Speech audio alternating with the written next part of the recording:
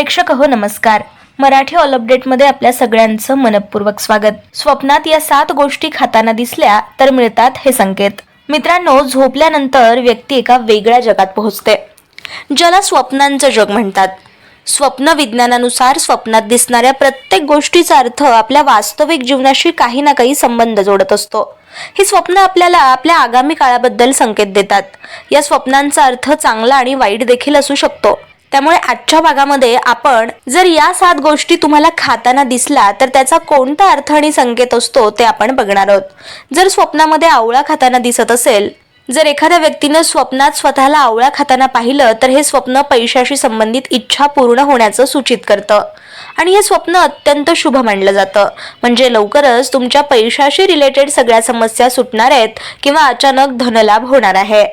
स्वप्नात स्वतःला आलं खाताना पाहणं हे देखील अत्यंत शुभ मानलं जातं. जर एखाद्या व्यक्तीने स्वप्नात स्वतःला आलं खाताना पाहिलं तर हे स्वप्न एक चांगली बातमी दर्शवतं. हे स्वप्न देखील तुमची प्रतिष्ठा वाढवणार असल्याचं सूचक संकेत आहे. जर एखाद्या व्यक्तीनं स्वप्नामध्ये स्वतःला अननस खाताना पाहिलं तर याचा अर्थ असा होतो की काही त्रासानंतर त्याला आता चांगले पैसे मिळतील किंवा जिथे पैसे अडकलेले आहेत तिथून येणी वसूल होतील. स्वप्नात जर स्वतःला तुम्ही आईस्क्रीम खाताना पाहत असाल तर ते देखील शुभ आहे. हे स्वप्न जीवनात आनंद आणि शांती दर्शवतं. हे स्वप्न पाहिल्यानंतर तुम्हाला अचानक कुठून तरी पैसे मिळू शकतात. जर तुम्ही स्वप्नात स्वतःला अक्रोड खाताना पाहताय तर हे स्वप्न देखील धनप्राप्तीचं लक्षण मानलं जातं. हे स्वप्न पाहण्याचा अर्थ असा आहे की आता तुमची आर्थिक स्थिती चांगली होणार आहे. स्वप्नात जर तुम्ही स्वतःला आंबा खाताना पाहत असाल तर ते देखील शुभ लक्षण आहे. हे स्वप्न देखील अमाप संपत्तीच्या आगमनाचं लक्षण आहे.